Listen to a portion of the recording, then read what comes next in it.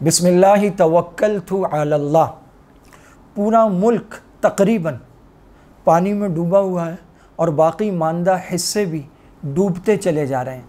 पानी का एक एक कतरा अल्लाह के कब्ज़े कुदरत में है, दरख्त का पत्ता पत्ता अल्लाह के कब्ज़े कुदरत में है। सैलाब और तूफ़ान अहादीस में आता है अल्लाह ताला की नाराज़गी की निशानियां हैं। बेमौसमी बारिशें अल्लाह ताला की नाराज़गी की निशानियां हैं। मुसलसल ज़मीनी आसमानी आफ़तें, कुदरती आफ़तें अल्लाह ताला की नाराज़गी की निशानियां हैं। अल्लाह राज़ी होते हैं। युरसिलिस समाअ अलैकुम मिदरारा व युमदिदकुम बि अमवालिन व बनीन। अच्छे मौसमों में अच्छी बारिशें, बच्चों का बढ़ाना और तुम्हारे माल का बढ़ाना। अल्लाह राज़ी। अल्लाह ताला कहते हैं हमें क्या मिलेगा तुम्हें अज़ाब दे के, तुम्हें परेशान करके।